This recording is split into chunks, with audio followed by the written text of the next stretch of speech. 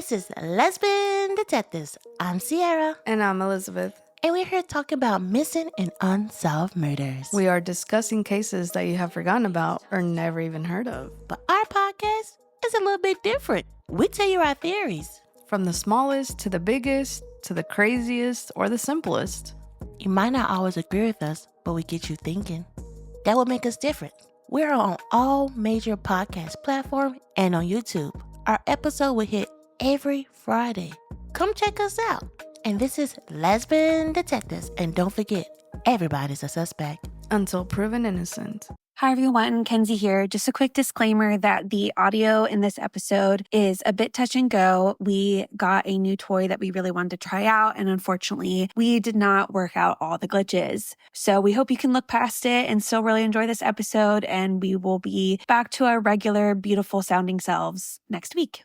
You are listening to A Scary State, and this week we're talking about Delaware. No, we're not. Did you do Delaware? What are we? Vermont. Vermont. Did We're you talking research about Vermont? No. Yes, Okay. I did. I just titled the thing wrong.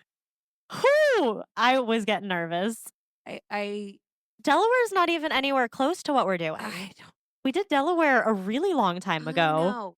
Okay. Let's start again. Okay. All right. Rewind. Go. So what state are we covering? Vermont. I'm ready to get scary.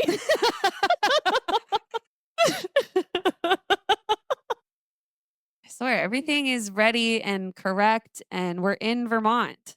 I don't know why the hell I was thinking Delaware. I really don't know why either. I don't know. But at least everything else was correct. I hope so.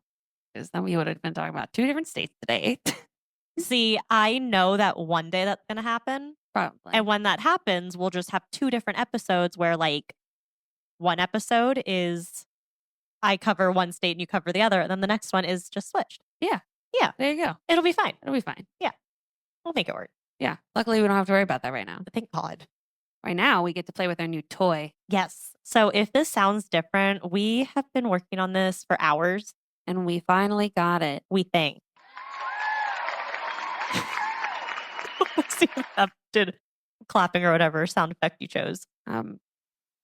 You'll be pleasantly surprised that now we have sound effects. Oh, yeah. Real one. Are they going to be pleasantly surprised or are they going to be very sad? I don't know, but I'm going to press another one.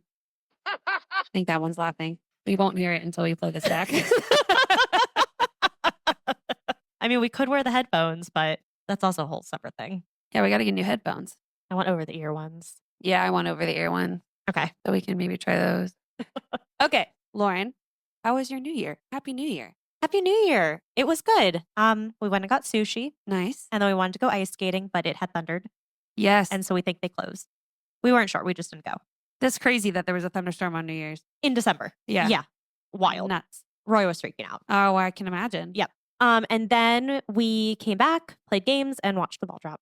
Wow. I drank a whole bottle of wine. Wow. You wild child. I know. Crazy girl. I know. Thank you. If I had to get into a car, I would have absolutely died. But the fact that I stayed at home, I didn't die. When I drink and I get into a car, not driving, like a passenger or like an Uber or something. That's a good clarification. Yes, 'cause I was wanted- like, I wanted people to know that. No, when I have to be the passenger in a car after I drink, I get so car sick and then I die the rest of the night. But since I didn't have to go into a car, I was fine. You're so problematic. It's a thing. Yeah, but like a very inconvenient thing. Oh, it's so inconvenient. So- Like the day that Joe proposed to me, oh, I remember. the night before. I was there. Yes. I was the one who held you. I know. See, and I wouldn't have needed to have been held if I didn't have to get into a car. It was 10 minutes. I know. It does not matter the distance. And that is why you are problematic. Yeah, it's happened a lot. I'm like completely fine. And then we get into a car and You I'm should like, get, ooh, I'm not some- okay. Some Dramamine. Ugh. Just it's like motion sickness medicine. Yeah, I know what it is. So why'd you it? Oh, no, I don't know how it would mix with alcohol. Nothing's ever supposed to be mixed with alcohol, and that doesn't stop anybody. It That's true. That's true. Well, how was yours? was lovely. It was fun. We hung out at a friend's house for a little bit. We went out to Old Town, which I did not want to do Why? because it was going to be crowded. It's Old Town. Was it crowded? We went to Chadwick's, Okay. so it wasn't crazy, but like Chadwick's also isn't huge in terms of bar space. Right. It was a little cramped, a little toasty, but it was really cool because when it was midnight, they had fireworks on the water and we were like right there so we could Oh, see it. And it was really pretty. cool. Leaving Oh, was terrible. did you guys Uber there? Yeah. Uh, Getting there was fine. It was Yeah, getting exactly. back that sucked. yeah. And our friends were like, oh my gosh, why is there so much traffic? This is crazy. Because it's a major holiday Right. in Old Town. How long did you have to wait for your Uber? We had to walk to our Uber Ugh. because they couldn't come down to get us. Ugh. So we didn't really wait very long. Well, that's We good just at got in least. the Uber and went back to another friend's house. Nice. And then that was it. Was the Uber expensive? I don't know. Oh. Actually, yes, I think it was. I think it was very expensive. I think it was like $60 or some shit like that. Because there was one time Joe and I, we were up in Massachusetts for New Year's and we had gone out somewhere and trying to get back. The Uber was like $200. Yeah. And it was like a 20-minute Uber I ride. think it was like $60 or something. Joe thankfully like had a friend in the area who wasn't drinking that day. So he drove us home. But Nice. my God, yeah. Yeah. Crazy. So stupid. But our Uber driver was really cool. Well, Like, good. he was fun. So, You know, he's making a lot of money on New Year's. yeah, he said that he would take our friend and drop her off in New York. I don't know. Oh. There was this whole thing with like kidnapping. I'm not sure. Okay. That's Yeah. very safe in an Uber on New Year's Eve. No, we were the ones saying that as we're in the back, we were going to say that she had been kidnapped. Oh, uh-huh. And she's like, no, we're friends. We're just going to go to New York together and not tell anybody. Oh, It okay. was like a whole thing. Mm-hmm, mm-hmm. I don't know. I was so drunk by then. Well, glad you're with us today. Yeah. Well, And not in New York. exactly. Mm-hmm. I would not even want to go. I didn't even want to go to Old Town. And that is 10 minutes away. right. And it's like a blip compared to New York City. Ugh, yeah. Can't even imagine. Mm-mm. I saw a video of like when they opened the gates. Oh, for yes. yes. I was like, that's crazy. And wearing diapers, I couldn't. That's gross. I know people who have, and I personally couldn't. And I think I've mentioned it before. I have to be very relaxed to pee. Yes. Standing up, surrounded by people, I'm not very relaxed. Well, then you wouldn't have to go. No, but then it would just be there and I would have to pee so badly, but not be able to. Well, at least you wouldn't piss yourself. You'd be too stressed. But then it would be so uncomfortable. Either piss your pants. But I can't. That's the issue. I can't. Then I say that's a win. I don't know. Because then you don't have to piss your pants. Yeah, but then you'd have a diaper. Well, that's not going to work for you anyway because you're going to be wouldn't. too stressed. So you don't even have to worry about wearing a diaper because you're going to be too stressed to pee anyway. I'm just not going to go to New York. I think that's just how we have to boil this down. Yeah, no. No. New York City, another time. Yeah. Yeah. We should go back. Yes. Now that we're older and can enjoy it. And I'm more nervous. You're more nervous? Oh, sure. Okay. My anxiety just gets worse every year. Okay. So let's go to a very big city. Yep. Sounds like a plan. Where most things are up high. Right. Joe and I, when we went, we stayed in a hotel and I made sure we didn't stay in a high one and we were only on like the 4th floor. Nice. So we were able to take the stairs. Nice. Yeah, the one we used to stay at For drama. For drama. Oh, we were always on like the 45th floor. You had to go up like 80 flights just to get to the fucking lobby. Yeah, it was like the lobby was on like the 20th floor. And then from there, you had to get into, and there was no stop in between that. It went straight from lobby to main lobby.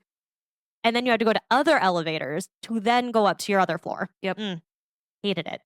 Same. Every time. I didn't mind those ones as much as I did the elevators where we took those master classes. Oh, uh-huh. That shit freaked me out. My favorite was when I was able to convince our chaperone. I was like, this line is going to take so long. We should just take the stairs down. Wasn't your chaperone my mother? It might have been her, or it might have been a different chaperone who was like, you guys can take the elevator. I'll take this group. Whoever wants to go down the stairs. I was going to say, no shot would my mom walk down that many flights of So I stairs. think another chaperone volunteered to take like a group of us down the stairs. Okay, because you would have been in my group with me. And my mom. Exactly. Yeah. So I think another lady took us down and then makes we like sense. waited or met you guys somewhere. Because we also shoved so many of us.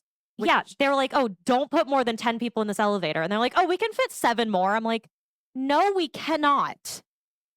And even just like knowing I'm up that high. Yeah. Like it takes me a bit to get oriented after I get off the elevator. Mm-hmm. Like I have to pretend that I'm not as high up as I am.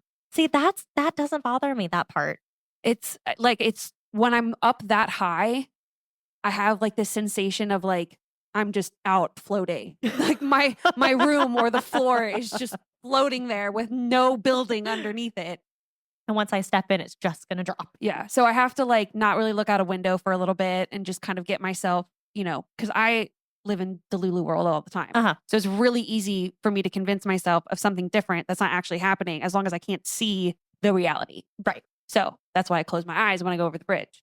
I can't see it. It's not happening. I am truly still living in the peekaboo phase where the baby is gone.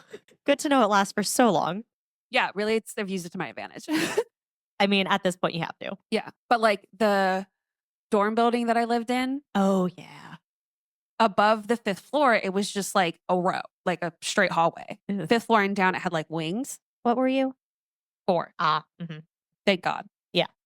But I had a friend that lived up higher, and every time I had to go up higher, I felt like the building was going to fall down. It probably was in all reality. The building was going to fall down? Yeah, I'm pretty sure it was been like condemned for years. Oh, good. Like I'm pretty sure they officially finally closed it. Oh, I love that for us. Yeah. So, and it was on a hill. So it was definitely, you put a pencil in the hallway, it was going to roll. Oh, that's so safe. Yeah. So I didn't like going up there that much. I can't blame you at all. I liked, 1 through 5 because I was like, okay, the wings, it makes it feel balanced. Right. The wings are balancing us. Right. And then you go up and you're just like, what is holding us here? Yeah, it's like a tower of cards. You make the base really, really big so it's balanced, but then the higher up you go. Yes, exactly. So, day in the life of me. Let's get into Vermont. Yes, Vermont. Vermont, not Delaware. We did Delaware, which you could go back and listen to. Right now, we're doing Vermont, which in all fairness is not that far away from Delaware. It's still at least a 7-hour drive. What? From Delaware to Vermont? Yeah. Really? Are you sure? Mm-hmm. I thought New England, everything was like 2 minutes away from each other. No. That's what it seems like. Well, on a map because everything's so small. I don't know. I have friends who live in New Hampshire and they're like, yeah, I bopped over to Massachusetts real quick. And I'm like, how is that possible? It could be like we just, yeah. Okay, let me look this up. Yeah, I know we live 30 minutes from the Maryland border. Okay, I understand. Vermont. But. Okay, we're going to go to Vershire, Vermont. Okay. There we go. Okay. And then we'll do Dover, Delaware. Okay. It's loading. 7 hours and 48 minutes. Damn. Yeah. If you don't want to take tolls, though, it's 8 hours and 34 minutes. I mean, I guess that makes sense. Delaware is like closer to us. Yeah. Vermont's pretty far away. Yeah. Okay. Well, now that geography lesson is done, shall you? I shall. Wait. Oh, God. Okay. Wait. Okay, go ahead. Okay, thank you. Snowshoe your way across the different Grand Canyon. Originally belonging to a wool processor, the centerpiece of the 600-acre Quechee State Park was formed about 13,000 years ago as melting glaciers carved out Vermont's Grand Canyon. Located in central Vermont, Quechee Gorge is the state's deepest gorge, plunging more than 165 feet deep and stretching a mile. Snowshoeing is a fun way to explore the gorge during winter, and walking and hiking trails are abundant in and around the chasm. From the viewing vistas above, hikers have a perfect view of the Ottaquechee River that flows into the gorge below. The river begins just east of Quechee Village. Each. The river flows just east of Quechee Village, then opens up into waterfalls cascading into the gorge. Located adjacent to the park is the Vermont Institute of Natural Science, which with education programs for all ages and exhibits and enclosures for native birds of prey in need of rehabilitation. Archaeologists think people have lived in the land we now call Vermont for about 13,000 years. Native American tribes, including the Abenaki, the Mohican, the Pennacook, the Pocumtuck, and the Massachusetts, have lived in the land, and members of the Abenaki tribe still live in Vermont today. The nickname honors the Green Mountain Boys, an army first created to protect Vermont's land from New York, and which was later reconstituted to serve in the American Revolution, the Civil War, and the Spanish-American War. Yeah, fuck New York. Yeah. The place we just said we want to go. Woohoo. Vermont take our land. Oh, good.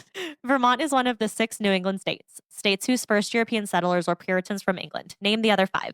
New Hampshire. Yeah. Maine. Massachusetts. Connecticut. Yeah, I think. I don't know. That Okay. sounds right. Was that 5? Oh, wait, where would Rhode Island be? That was 5. Rhode Island would be in there. Maybe Maine's not part of New England. Maybe not. But what would it be? Just Maine. I don't know. Maybe they like relate themselves there so they can have a football team. Like Vermont, New Hampshire, Massachusetts, Connecticut, And Rhode Island would and have Rhode to be. Island. Yeah. You looking it up? Yep. England. Yeah. No. Fuck Connecticut. Wait a minute. Connecticut, Maine, Massachusetts, New Hampshire, Rhode Island, Vermont. Wait, read them again? Connecticut. Yeah. Maine. Yeah. Massachusetts. Uh-huh. New Hampshire. Uh-huh. Rhode Island. Yeah. Vermont. That's 6. Why were we so confused? I don't know. You said name the other 5? I know, and I thought you named 5, but then you were missing Rhode Island, but that is 5. Did I say Vermont twice? Maybe. Maybe you said Vermont. Maybe I said Vermont. We are so stupid. Okay, we can take it out. Probably We not. figured it out. Wait. A round of applause. Oh, cheer. Oh, okay, cool. Much of the state is covered in mountains and forests. In the center of the state, the most famous range is the Green Mountains. Formed over 400 million years ago, the rocks are thought to be some of the oldest in the world. About 78% of Vermont's land is forest, which provides about $1.5 billion worth of revenue for the state each year. How does that work? Oh, Vermont is the largest producer of maple syrup in the United States, turning out almost 2 million gallons a year. That's enough to fill about 40,000 bathtubs. What do you mean? How does this work? That is, if it's forest, how is that revenue for the state? Lumber. Ah. You know what this is made out of? Wood.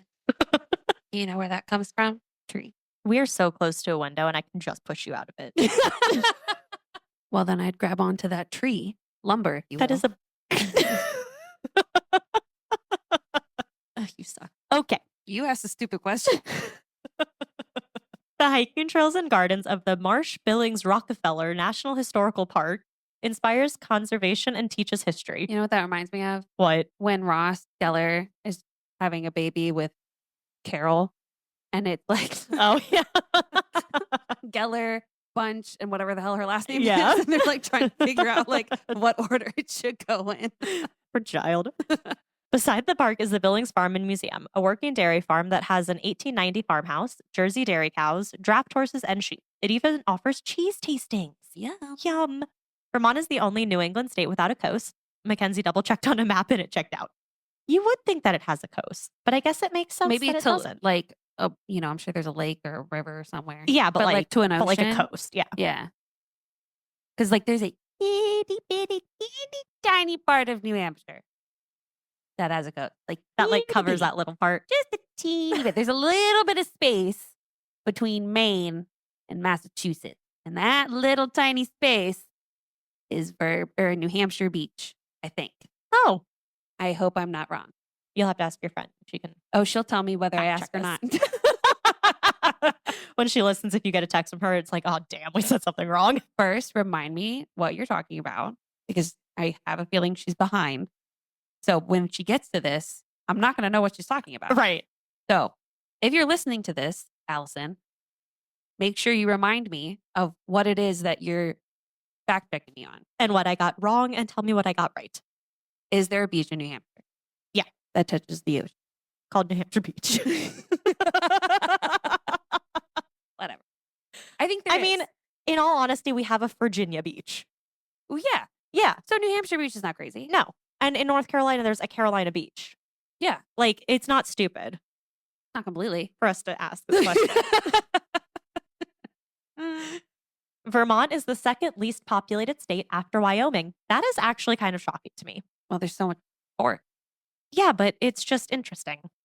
Because it's like itty bitty, and I don't know. It's just not what I thought. Mhm. If Vermont were a country, God, it would approximately be half the size of Slovakia. What this means is, You could take 2 Vermont and put them in 1 Slovakia.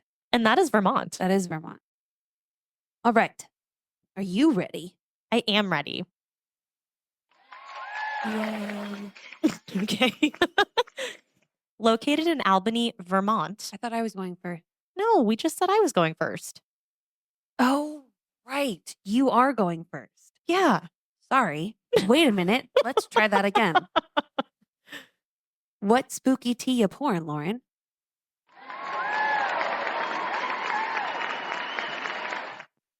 Thank you. Thank you so much. I'm so excited to be here. All right. Located in Albany, Vermont, we have the curse of the Hayden family. Oh, And yes, it's Albany, Vermont. we need a wah-wah. Oh, we do. I think that's what these little gear thingies over here mean. You can like make your own sound, Ooh, yeah, we should but we need a wah-wah. play with that because that'd be really fun. Okay. So yeah, when I first saw Albany, I was like, Is this in New York? No, it's in Vermont. And I even checked to make sure there was an Albany in Vermont, and there is. It's okay. Every state has a Paris something. Or Rome. Or in Arlington.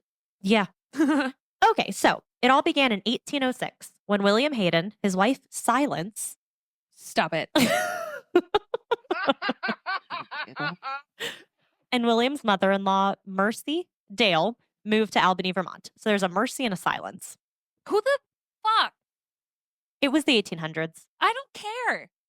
There is absolutely no century where naming someone Silence. I know. Unless it like the name means silence in another language, but is like really pretty as like whatever it is in that then that's fine. But just Silence. Or a fun irony. But no, we don't have that. Or a what? Like fun irony, like if the kid never shut up when they were younger or when they were a baby and they wouldn't stop crying and you named them Silence. Yes. Yeah. Okay. Okay. I get what you mean now. So Mercy was widowed, but very well off financially. William Hayden was a farmer and a cooper, which is someone who would make a lot. The copper would make sense if he works with copper. It's someone who makes or repairs casks and barrels. Okay. So that's what he did. All right. But he also had some experience as a civil engineer. So in Albany in 1832, he had acquired a lot of land and a very large house. I was going to say, yay for him. We don't like him.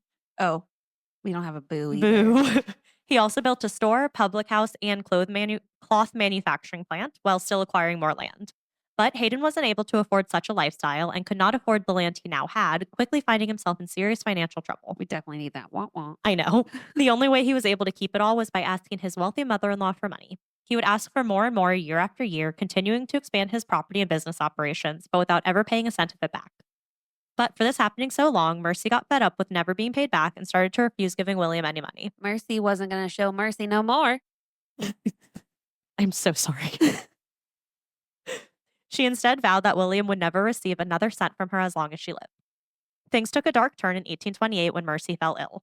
She was bedridden most of the time and delusional. At this point, Mercy was convinced that her son-in-law was poisoning her to try to get his hands on her money. So she probably wasn't that delusional. Or it is the delusions. Who knows? I have a feeling she's not delusional. Yeah, Mercy is. She's there. She was so worried that she moved in with Sally Rogers, a close neighbor and friend. Mercy told her that upon her death, she wanted her burial to not take place on Hayden land. On the night of her death in 1830, so she was like really sick for like 2 years. Wow. Mercy called William and Silence to her bedside. So maybe he wasn't poisoning her because if she moved out and she was still really sick. Yeah, who knows? Well, we don't know exactly when she moved out because she got sick in 1928 or 1828 and then died in 1830. So we don't know what time within that she moved out. in. So maybe damage was already done. It could have been, yeah. Okay. Because one thing said like kind of in her final days or when Okay. Sally was taking care of her. Okay. So with William and Silence at her bedside, she uttered an ominous curse. The curse went, "The Hayden name shall die in the 3rd generation, and the last to bear the name shall die in poverty." Sally kept her word and Mercy was interred in the Rogers family cemetery. I know a couple of Haydens though. So Last name Hayden? Yeah. Are they from Vermont? I have no idea. I don't think they are. I don't think so. Is it just those Haydens? Yes. Okay. Just these Haydens. So if you live in Vermont, let us know if you know a single Hayden. Prob's not Well, that's in this family line. Unless all the news I read is wrong. awkward. With Mercy gone, the Haydens began and completed construction on a new mansion. Once it was built, they moved in. Hayden still enjoyed the lavish and privileged lifestyle that he had been leading. His family would take joyrides around in their horse-drawn carriages. They had servants to wait on them. Grand parties would be thrown in the 3rd floor ballroom. The Haydens were truly soaking in the life of leisure and pleasure, with that so-called curse left long behind and forgotten. Their daughters were all married and soon having children of their own. You need to stop. Are you okay? What was that going to be? Another cheer? No, it's going to be it. Oh my God. At least I hope that's what it is. We're going to have like random dogs barking in the background. No. I definitely didn't press that button. Okay. So this is allowing William and Silence to have the joy of watching their grandchildren. I know. But their son was a bit different. His name was William Henry Hayden, and he went by the name of Henry. He was described as being erratic in nature and not very dependable. Well, neither was his father.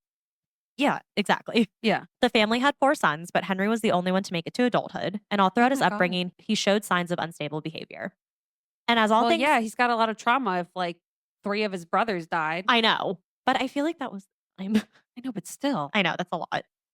And as all things do, the good couldn't last, and soon the Hayden family began to suffer a series of misfortunes or a series of unfortunate events. Yeah, I really wish we had a wah, wah. First off, without mercy, there was no piggy bank to William. The family soon lost most of their money due solely to William's bad business sense, shady dealings, and mismanagement. So this sounds like it's a self-fulfilling prophecy and not so much a curse. In a bit. Because he just sounds like he's not good at life. Well, it said that the 3rd generation would die out. And then the last one alive would die in poverty. So they're the 2nd generation? He's the 1st generation that got cursed. His kids are the 2nd generation that got cursed. His grandchildren. Yeah. Okay, got it. It was soon discovered that William had been cut out of Mercy's will. William somehow later on went blind. No explanation for how that happened. He was driven out of town by his creditors, then fled to Quebec, where he also created enemies. He came back to New York, where he died penniless in 1846. William and Silence had 9 children, but tragically only 2 survived to adulthood. Oh my God. So there was Henry. And then their daughter, Arathusa. Okay. She died at the age of 64, unmarried and childless. So she's kind of out of the line. Then there was Henry. But that doesn't sound like a bad life. No? As long as she wasn't like, but 64 is really young. yeah, but it's the time. That was true. So Henry, though off, had a successful railroad business where he actually amassed a considerable amount of wealth. He married a woman named Azuba Jenks Culver. The 2 were able to build a grand Greek revival mansion, which was completed in 1854. Henry and Azuba had 3 daughters and 1 son, but really all we know about the children is that Henry's son died at the age of 5. Oh. The last surviving child of his was his daughter, Armenia, who went by Mamie. Mamie. Mamie. Yeah. So Amy with an M at the beginning. So Mamie. And much like his father, Henry's lavish mansion soon became the envy of the neighborhood with his carriages and many servants waiting on the family's every need. William had built the house as a monument to himself. And to quote, show the fools in Albany what money can do. It's the fools who have the last laugh. So Henry, he would hold the annual New Year's Eve ball in his 3rd floor ballroom. Henry wanted to go a step further with the ballroom, though. He had plans to include a spring-suspended dance floor to add a little bounce to his ballroom dances. Okay. Around town, the Haydens were known for their high society status, but also for their spiritualism. They were known to regularly attempt to communicate with spirits. Some close to them believe it may have been to try to reverse the curse that Mercy had placed on them. Just about to say, has anyone gotten in contact with her yet? What did she say? Has she gotten back to us? Get her on the horn. But as the curse seemed to come true, tragedy befell the Haydens. Will and Azuba became estranged and would only communicate through their children. Then in 1910, Henry died of cerebral hemorrhage, and soon the house fell in ruin, abandoned, no longer being cared for. In 1910, when he died, the final remains of William Henry Hayden were carried in a hearse to his final resting place. The curtains of the now empty home were drawn in tribute, and as the hearse passed by the empty house, it seemed to stand as a symbol of the family's fated fortune, as Henry Jr. had no longer been able to afford it in his last years. William Henry Hayden was the last of the male lines in his family. As the years went on, the curse proved true. The only surviving Hayden was Henry's daughter, Mamie. She was left with his debts and a tarnished reputation, but she also suffered from severe mental illness and needed to be confined throughout her life. Because of this, she eventually had to move to Waterville, Maine. She died alone and impoverished here in February of 1927. So it came true. Yep. So it lasted 3 generations, and the last person in the family would die in poverty. That's nutso. The whole family is buried in a family plot beside Route 14 at the north end of town, obviously except for Mercy. And with Mamie's death, the Hayden lineage died with her, as did the curse that Mercy Dale had set upon the family. So, with the mansion long vacant, a Canadian family purchased the mansion and the land for $25,000. Rumors started to swirl that the mansion was now being used in an extensive bootlegging network, using the underground tunnels to transport alcohol. The new owners continued to use the 3rd floor ballroom to hold elaborate parties, relishing in their heightened social status. But in 1922, they sold the property. Over the years, the mansion passed from owner to owner, with each new owner realizing how different the mansion was to maintain and the grand style it was accustomed to. Then, during a period of financial hardship, the estate was sold piece by piece, barns were burned, and the mansion fell into disrepair. Piece by piece? Yeah. Interesting. Yeah. A wing of the house even burned down after being engulfed in flames. For many years, the mansion remained abandoned, and with that, ghost stories started to pop up about the space. So I didn't know there were ghost stories. Oh. Until I heard about the mansion that was left behind and how it's haunted. Nice little 2-for-1 special. We love it. The abandoned mansion wasn't barred off or anything, so it was completely open should anyone want to enter and explore. For those who did, some have reported to hear violin music coming from the grand ballroom on full moon nights in the summer. They said the room was brightly lit at the time they heard the music. Others walking by reported seeing strange lights. Some believe it is the ghost of Chinese immigrants who remain in the mansion. I'll get to them, don't worry. Okay, I was like, where did they come from? They come into it at some point. I assume. Some think that the lantern lights that they have seen could be the spirits of the illegal laborers smuggled in by Henry, who buried the bodies of the workers in unmarked graves in the fields behind the 3 barns as they died. So Helen Stacy grew up in the Hayden house in the 1950s after her parents bought it for $15,000 at the time, which in today's money would only be $196,000. Yeah. Something we will never experience. No. They moved in when Helen was 11 and she lived there for 20 years. She said that there were a lot of fires on the property that seemed to start on their own. Like one time she saw a fire start on the roof of an outbuilding that had started spontaneously while no one was in the area. She also lived on the property when the one wing and the carriage barn both burned down. She is very sure that the house was and probably still is haunted. She doesn't necessarily believe in the Hayden curse, but she said that the family did die out and that misfortune haunted the house for years after. She claimed that on 2 occasions her mother saw some ghosts. So the first time, Helen's mother and a young boy who was visiting, don't know who the young boy is, who's just visiting, they saw a man dressed in Lincoln period clothing with a hat similar to what Abe Lincoln wore. Her mother saw this man in the living room. The young boy who saw the man called him Pepe, which is grandpa in French. As he went to approach the figure, it stood up, walked towards the hall, and vanished. Another time, Helen's mother heard what sounded like waltz music coming from the ballroom on the 3rd floor. Curious as to where it was being played from, she walked to the top of the stairs. The music immediately stopped and went away. At the time of her interview, Helen was 80, so she said she couldn't remember too many of the stories of the house, but she said that a lot of people wouldn't stay at the house. So that everyone in town knew that there was something different about the house that most people didn't want to even visit. I don't blame them. Ray Griffin's parents moved into the property in 1925, so right before Helen, when he was only about 4. They lived there until 1928, so when he was about 8-ish. He said he couldn't really tell if the mansion was haunted or not, but he did have a terrifying experience while living there. So up on the 3rd floor, under the floor of the dance hall, was a small crawl space where he and his brothers liked to climb into and crawl around. It was said that the space under the dance hall had once been used to hide slaves who were heading to Canada from the South, while others said that it was used as a stopover for people smuggling Chinese people through the area, which apparently was a common thing at the turn of the 20th century. I could have believed that if it was on the West Coast. For the Chinese people? Yeah, because they brought in a lot of immigrants to build during the gold rush and to build all the railway systems. And we talked about it in our, I think it was Oregon with the Shanghai tunnels. Right. Mm-hmm. So just interesting that they are on this side too. Who knows? So him and his brothers went down in there and there was something unknown and furry that as they were crawling around they had touched. So they called their uncle. Their uncle goes in to figure out what it is. It turned out to be an old fox skin. So not super creepy. But super gross. Yeah. But he said that his family didn't have much luck here. Their herd of cattle had contracted TB and their horses were diagnosed with colic. And yes, cows can get TB. I looked it up. It's a real thing. Okay. I didn't doubt it.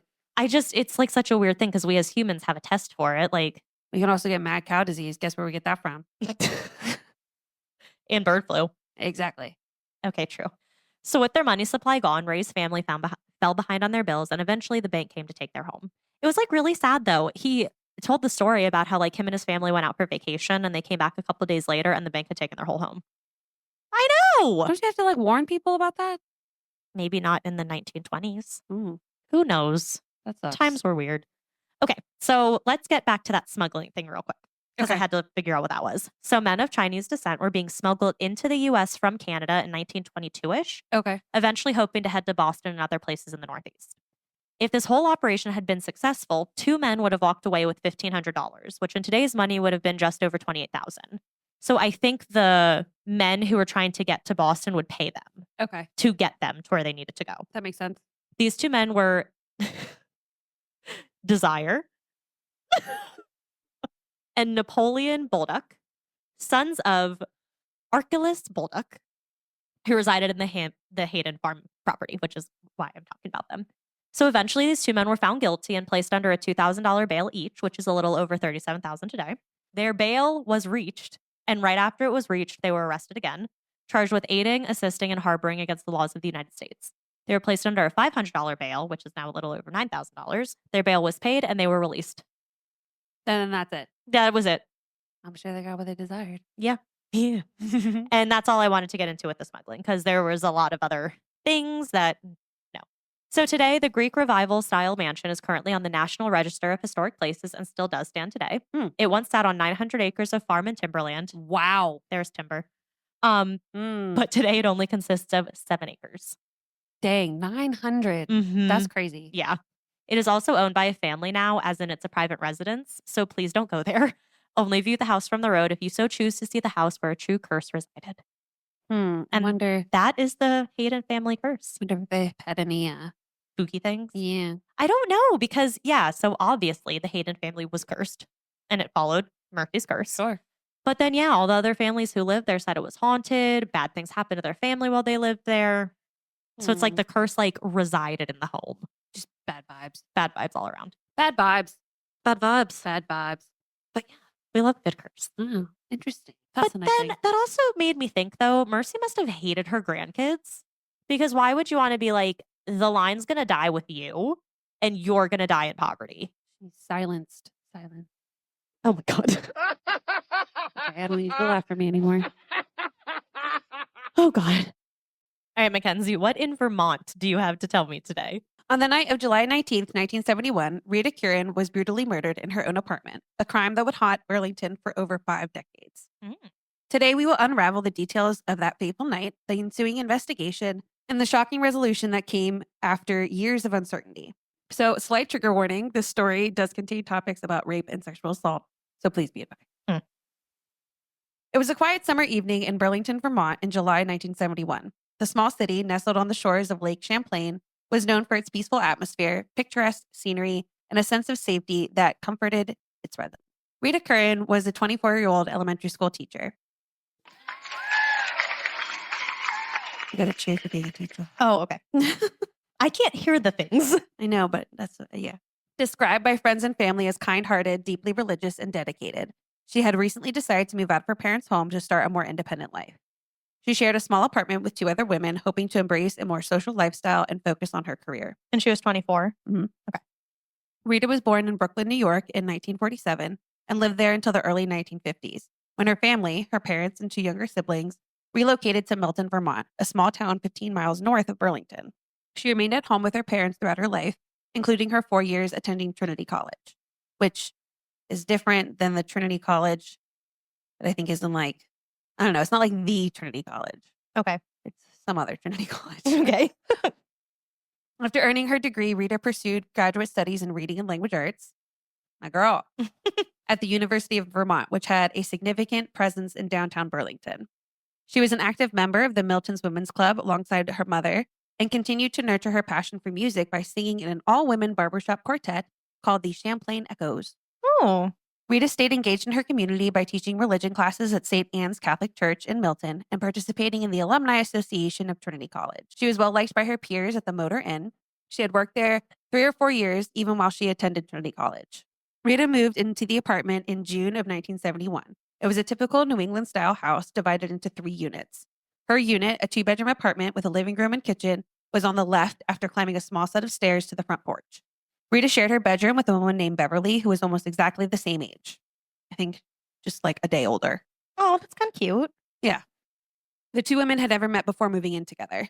Although Rita had her own circle of friends and spent little time at the apartment, she confided in her mother within weeks of moving in that she was already planning to leave.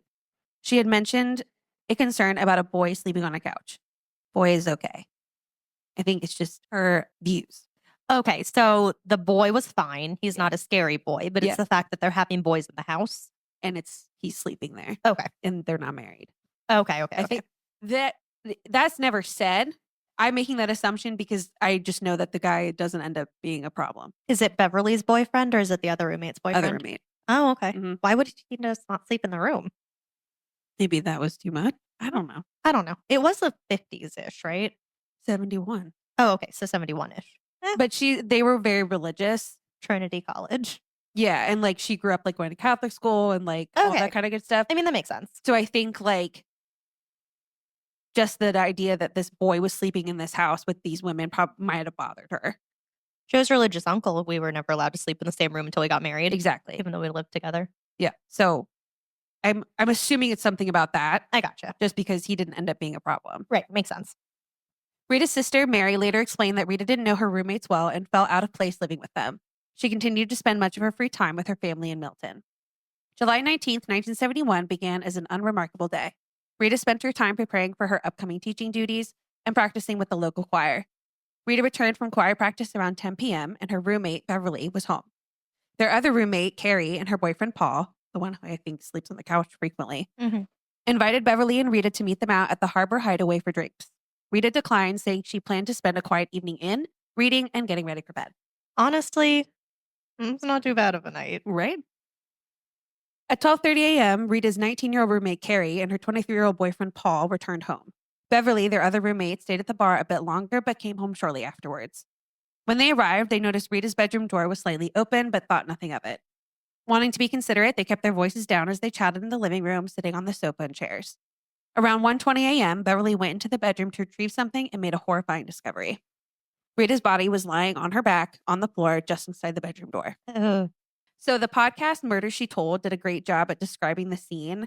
And so I use a lot of what they said. Okay. Because it was very just like matter of fact. Right. So they said that the police made detailed observations of how Rita was found. So it's not like super graphic, but I mean, it's not like good. Right. So if anything about that kind of stuff makes you uncomfortable, just skip ahead like 30 seconds. Okay. But, you know, it's not like super, super graphic. It's just like you might be uncomfy. You don't get to go ahead. Yeah. I know. So she was lying on her back, face up, with her arms outstretched and legs spread apart and her head tilted to the left. The front of her body was nude, and she was wearing a red and white polka dot house coat that had been ripped down the front, causing several buttons to pop off. I don't know why she was wearing her house coat. Could be chilly. Yeah. These buttons were later collected as evidence. Beneath the house coat, she wore an aqua blue silk nightgown with a lace trim, which was also torn down the front. Okay. So I think it's like the house coat is like a bathrobe. Okay. Yeah. I think my grandma wears one of those over her nightgown. I know a lot of people who do. Yes. Yeah. So she's wearing that plus her nightgown, but it's all ripped. Right. Yeah. The lower portion of the nightgown was found in the closet doorway. A white bedsheet, a tan Afghan, and a floral bedspread were tangled around her left leg and underneath her lower body. So I think she fell out of bed. Oh, interesting. Yeah. A pair of pink silk panties ripped from both legs were found beneath her left leg. Her hair, which had been set in wire curlers, was disheveled with curlers scattered across the room. Blood spatter was visible on walls, and smears around her body outlined where she laid. Her face showed signs of severe trauma, especially on the left side. Both eyes were bruised, black and blue, and her forehead and upper cheek were swollen and battered.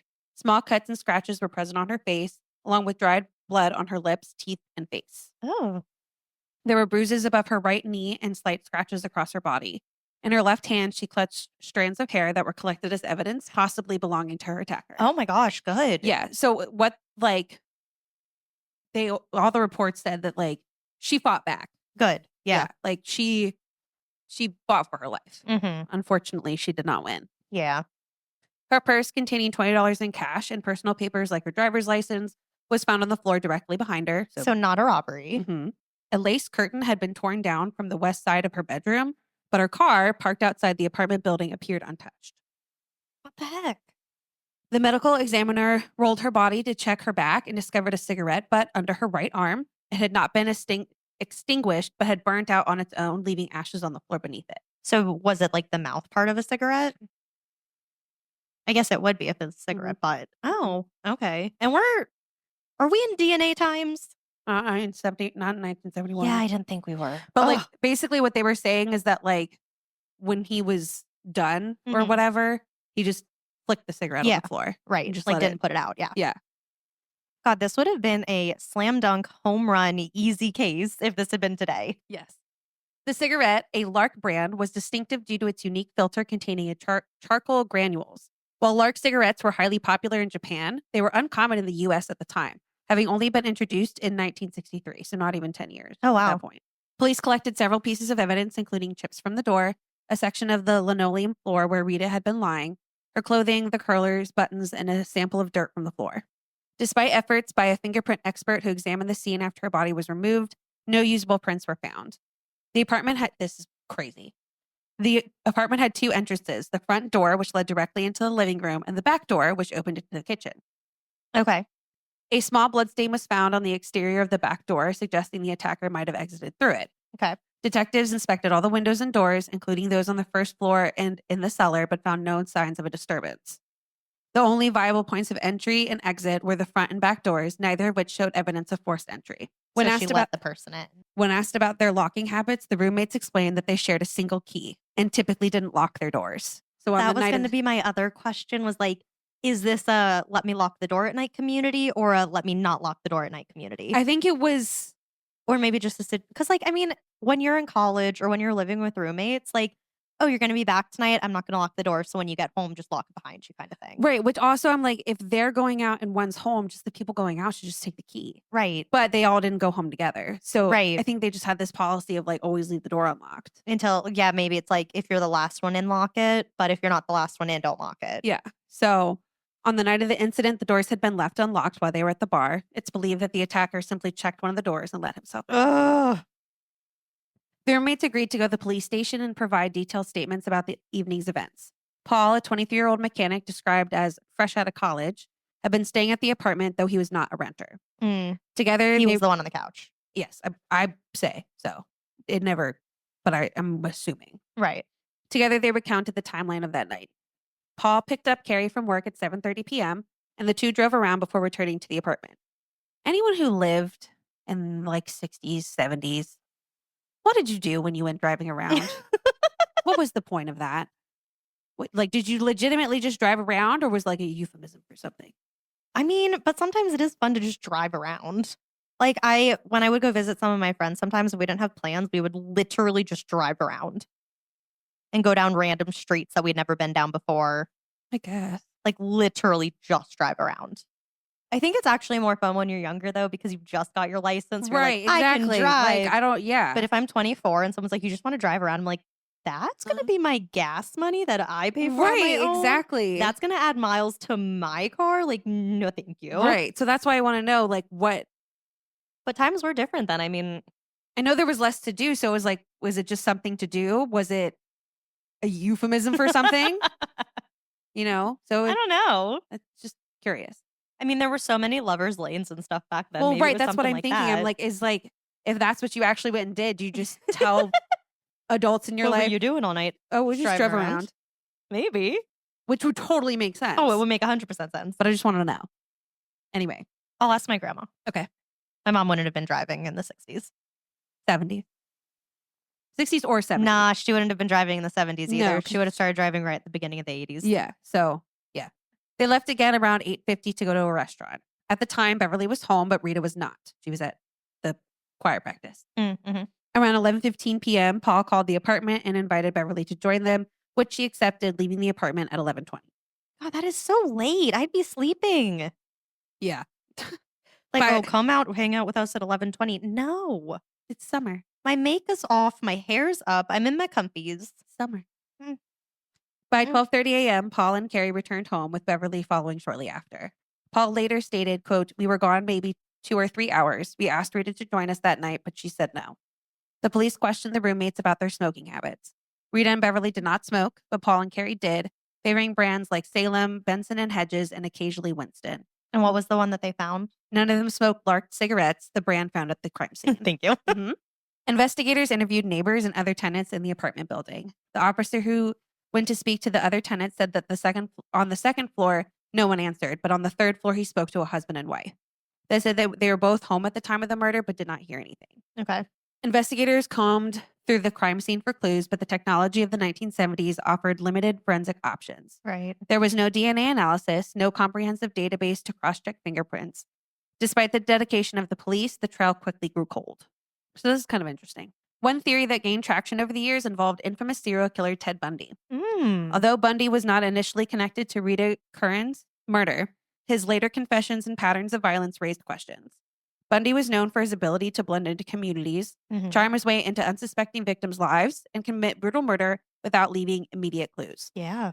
Some theorists speculated that Bundy, who frequented the northeastern United States around that time, might have been responsible for Rita's murder. Had he been in like Vermont and stuff? Because I know he started over in like Washington, made his way down. He had his stuff in Florida. Listen, Linda. His former friend, Anne Rule, wrote about him in her 1980 book, The Stranger Beside Me, and details Bundy's connection to Vermont. Bundy was born in Burlington in 1946. Oh. Fun fact, we have the same birthday. I did know that. We talked about it in one of your birthday episodes.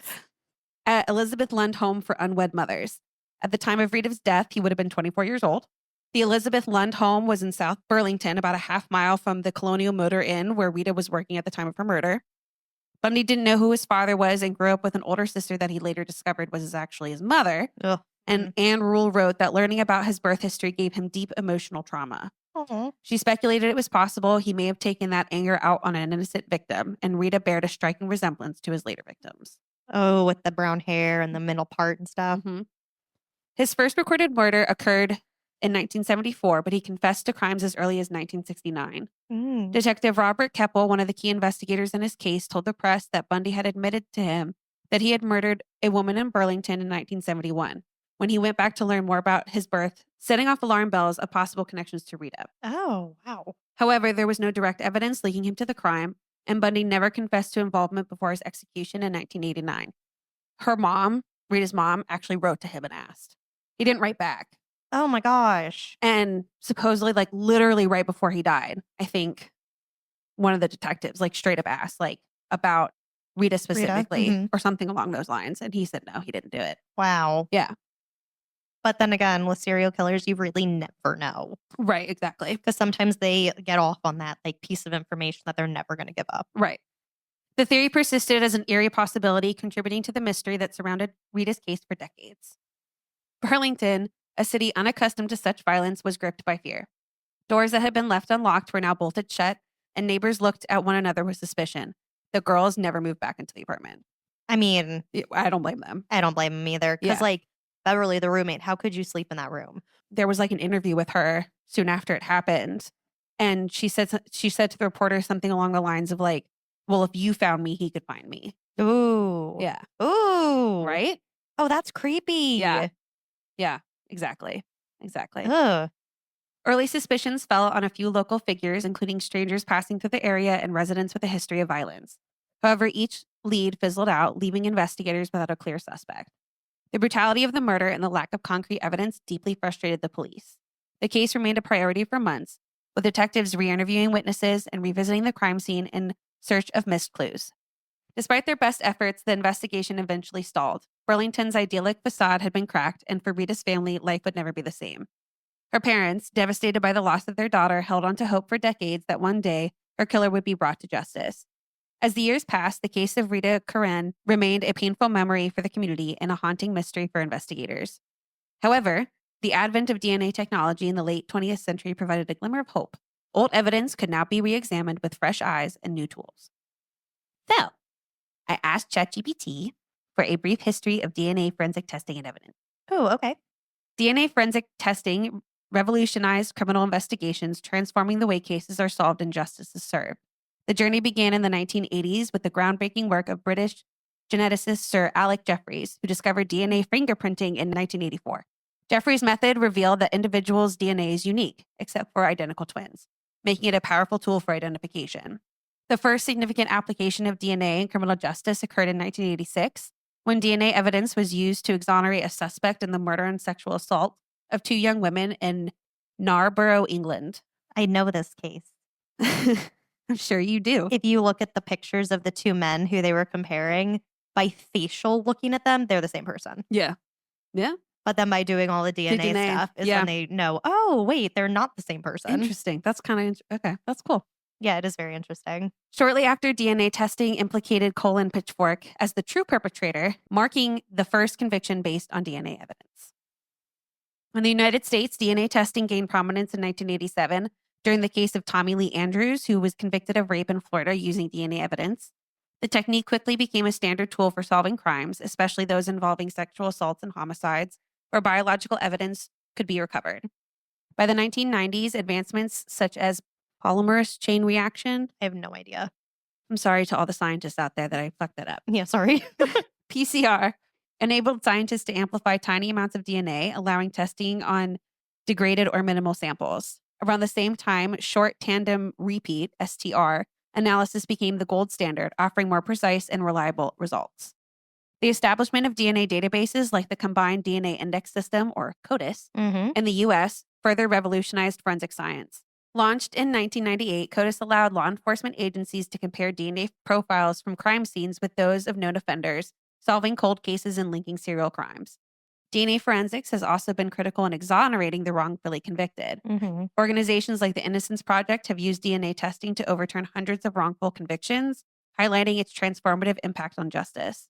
In recent years, advances like next-generation sequencing, or NGS, and genetic genealogy have expanded the scope of DNA testing. High-profile cases such as the identification of the Golden State Killer in 2018 using genetic genealogy demonstrate the potential of these new methods to solve decades-old mysteries. Today, DNA evidence is a cornerstone of forensic science, offering unparalleled accuracy and reliability. However, its use also raises ethical and privacy concerns, ensuring that discussions about its application remain vital as the technology evolves. So in 1991, Rita's father, Thomas Curran, passed away at the age of 68 after a long battle with cancer. Oh, that's so young. A World War II veteran, Thomas had a 21-year career at IBM. He was buried in the family plot alongside Rita. 11 years later, in 2002, Rita's mother, Mary Curran, a nurse and dedicated member of the Milton community, died at the age of 83 from Lou Gehrig's disease, or ALS. She was also buried in the family plot with her late husband and daughter. In 2014, there was a significant breakthrough in Rita's case. Burlington Police Detective Jeff Beerworth reopened the investigation and sent physical evidence from the archives to the New York City office of the Chief Medical Examiner for advanced DNA testing. The evidence included the Lark, cigarette butt, fingernail scrapings, and 8 vaginal slides. Did they get any of the hair that had been in her hand? I don't think they sent it. Ugh. It might not have had the full part. Yeah. Yeah. Oh, also, I think they could only send X amount of stuff. Why? Because it's a lot of money. Yeah. Because this was early. No. When was this? 2014. Yeah. Okay. Yeah. So I think like a lot of this cold case stuff takes a lot of money. That's stupid. Right. So I think like they have to be very particular with what they send. That's stupid. Yes. The samples were shipped on September 19th, and on October 29th, the lab provided the Burlington Police Department with results. A male DNA profile was successfully extracted from the cigarette butt and entered into CODIS and other databases. However, no matches were found. Over the next 8 years, investigators compared the DNA profile to all potential suspects, including Ted Bundy, either through direct or familial testing. All 13 individuals on their suspect list were ruled out, including Ted Bundy. Dang it. For thoroughness, the DNA was also tested against Paul, the other roommate, and several of the first responders from the crime scene. Again, no matches were found. Yeah. In 2002, that hope was finally realized. Advances in DNA analysis led investigators to William DeRuse, a man who had lived in the same apartment building as Rita in 1971. And wait, what year did this happen? 1971. No, it was when he lived there. When did they find out this new piece of information? 2022. Okay, yeah. Him and his wife at the time, Michelle, lived in that third floor apartment. So the one that they knocked on the door and was like, "Did you hear anything?" They said no. And they had been home. Those guys. Okay. Him. Suspicious, yes. Yeah. At the time of the murder, DeRuse was a newlywed with a history of domestic violence. Just days after Rita's murder, DeRuse left Burlington ostensibly to avoid police scrutiny and started a transient lifestyle that kept him off the radar of law enforcement for years. Yeah, that's not suspicious at all. Yeah, he moved all the way out to like Wyoming. San Francisco, I think. Okay. Something like that. Key to this breakthrough was the involvement of C.C. Moore, a renowned genetic genealogist whose expertise has helped solve numerous cold cases. Moore and her team used advanced genealogical methods to analyze the DNA found on the cigarette butt left at the scene. By constructing a detailed family tree based on the DNA sample, they were able to narrow down the list of potential suspects. Moore's work identified William DeRuse as the likely perpetrator. I think they found like his half-brother or something. Oh. Connecting him to the evidence and allowing investigators to re-examine his background. When investigators delved into DeRuse's past, they uncovered a troubled man with a violent streak. Born in the early 1940s, DeRuse had a turbulent upbringing marked by familial instability. As a young man, he developed a reputation for erratic behavior and difficulty maintaining stable relationships. By the time he reached adulthood, DeRuse had moved frequently and worked sporadically, leaving a trail of acquaintances who described him as volatile and unpredictable. Mhm. In 1971, DeRuse had recently married his wife, Michelle. Their relationship was fraught with arguments and allegations of abuse. On the night of Rita's murder, DeRuse reportedly had an argument with Michelle before storming out of their apartment. Uh-oh. His wife later claimed he returned and acted as if nothing had happened, but the timing of his absence raised questions. So basically what happened, they get in a fight. He leaves to go cool off and takes his anger out on Rita. Yeah. Yeah. So, but the wife didn't tell police that at the time. She just said that they were both home. Ooh. Yeah. That's a tricky spot to be in. Yeah. Shortly after the murder, DeRuse abruptly left Burlington, claiming he needed a fresh start. He lived a transient life, moving across states and holding various low-profile jobs. I think at one point he moved to like Thailand or something. So random. Yeah.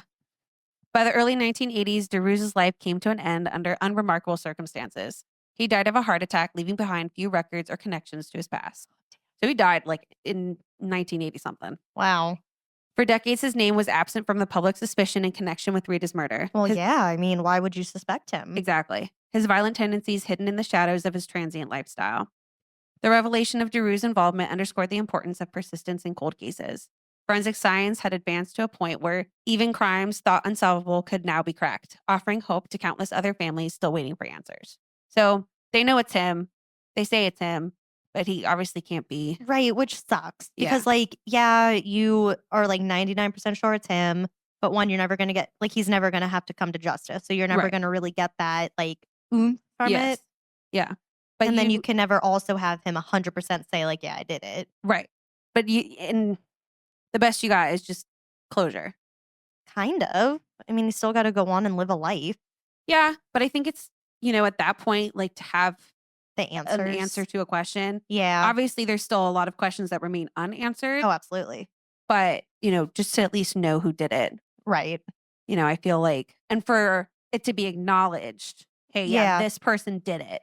Mm-hmm. They committed this crime. This is who they are. Yeah. So that even if there's not justice specifically, that person is now always going to be tied to it. That's true. And you look up this case and they're going to say that this guy is who they think did it. That's true. So bittersweet. Yeah.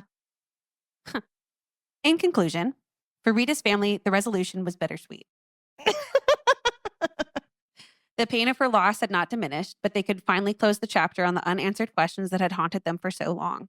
They remembered Rita not as a victim, but as a kind and loving soul, a dedicated teacher who had so much to offer the world. Burlington, too, moved forward, carrying the memory of Rita Curran as a reminder of the fragility of life and the resilience of those who seek justice. Her story remains a testament to the unwavering dedication of investigators and the power of modern science to illuminate even the darkest mysteries. So there are several nonprofit organizations that specialize in solving cold cases through DNA testing and genetic genealogy. So here are some of the notable ones, and we'll have links. In the show notes. The DNA Doe Project was founded in 2017, and this nonprofit focuses on identifying John and Jane Does using investigative genetic genealogy. They have worked over 200 cases, helping more than 100 individuals reclaim their names. Dang. Cold Case Coalition. This organization assists families and law enforcement with cold cases, offering services like genetic genealogy, ground-penetrating radar, and cadaver dogs. They also provide guidance for individuals working on their own cases. DNA Justice Foundation, a nonprofit dedicated to helping law enforcement solve challenging cases by building a DNA database for investigative genetic genealogy. They encourage individuals to upload their DNA to aid in solving crimes and identify the missing. When we did our 23andMe, we were like, oh yeah, you can use our stuff. Yeah. Season of Justice. This organization supports victims of unsolved violent crimes by funding advanced DNA analysis such as forensic genetic genealogy and next-generation sequencing, bridging the gap for investigative agencies lacking resources. And lastly, the Sherry Black Foundation. The foundation provides guidelines and support for law enforcement to use investigative genetic genealogy as a tool in unsolved cases. They also encourage public participation by sharing DNA with databases that allow law enforcement access for crime solving and identifying the missing. These organizations play a crucial role in applying advanced DNA technologies to resolve cold cases, bringing closure to families and justice of unresolved crimes. Their websites will be included in our show notes if you want to learn more. And that is the 50-year-old case of Rita Curran. Jeez. Yeah. I mean, it's good that they know who did it. Like 99% know who did it. Yeah. But it still sucks. And it's like good on them too for preserving things well enough that it could be used now. Absolutely. Yeah. I think that's the coolest thing about it. Yeah. It's like they'll pick stuff up at some point, not knowing that in however many years it was like it would be able to be used, but it can. Exactly. I mean, that's wild though. Yeah. So like he just was mad and he just opened the first door that he found open. Yeah. Like he went to go cool off, found that her door was unlocked, attacked her, killed her, and then left. Men suck. Yeah. Ugh. And then just went on with his life. Well, hopefully the family does get some sort of closure. Apparently he was some like Buddhist something or other. He is? So he claimed. That doesn't seem too zen. No, not at all. The podcast Murder She Told goes into a lot more detail specifically about him and stuff like that. So if you want to know more about him and his background, they like cover it way more in depthly than I do. But yeah. Wow. Yeah. I was like, that's not very Buddhisty. No, not at all. So yeah, he was a character. My favorite is when my ex, who was awful, told me that he reached nirvana. And I told him he didn't reach nirvana. And then he got mad at me. Just calling it like it is. And I was like, bud, people spend like 5 lifetimes trying to reach that. Right, exactly. You did not find it in 10 days. Like, no. It's not very nirvana-y of you to get mad at me. You don't seem very enlightened. Yeah. So I thought it was, I'm very interested in this genetic genealogy stuff. Oh my gosh. My mom, okay, so my grandma's super into genealogy. Yes. And my mom is into like true crime things. And so she has been watching, there's this one lady who does all of that. Like she solves crimes using genealogy. I wonder if it's Cece Moore because I've seen her name come up I don't in know. a few things when it She came has a to TV show. genetic genealogy. But yeah, stuff. mom thinks it's just like the coolest thing. Yeah. Because it is really cool. I mean, like it's the process of narrowing it down is crazy. Yeah. Like, but it's also really fascinating. Oh yeah, it absolutely is. So, you know, it leaves me hope that those that have been unsolved for however long. I mean, I said, I think it was in the last episode, there was that woman identified from Annandale, Virginia. She had been a Jane Doe for 60 years. Yeah. And they finally identified her. Just like all of that stuff's so wild. Yeah. Like you said, the Golden State Killer and like finding people so many years later. Yeah. Yeah. So, but yeah, like I was thinking too, had this happened just a little bit later. Right. They would have had. Well, they might not have because he didn't commit any other crime. This was the only thing he ever did. That's so weird. So he wasn't in any database. And like to be doing such a big crime. Right. Like it's not like this was just like a little crime and you hadn't done anything before. I was like listening to a podcast and this guy, he had started robbing banks because he was bad. Like he was down on his luck with money and stuff. And so he was never, well, he was found, but he wasn't found for a while because he had never committed another crime. So his stuff just wasn't in any databases. Right. But it makes sense. Like kind of like going to a bank and like holding them up for $2,000. That's like, it's bad, but it's not like murder. Right. Like your intention going in there is not to kill someone. Right. So it's like, you think like, okay, it makes sense. He's never had any other crimes. But this guy, your first crime that you commit is murder? Well, and the other thing too is apparently there were like some sexual assaults in the area. Mm. And so do they think? They did look into it in terms of like thinking that maybe there's a connection between those assaults and what happened to Rita, but it never circled back to whether or not he was connected to those. Interesting. So, wow, you're mad. Yeah. And that's your reaction. Right. Like it makes sense in the sense if he has this violent streak, then it makes sense. But kinda to go, especially because she was suffocated.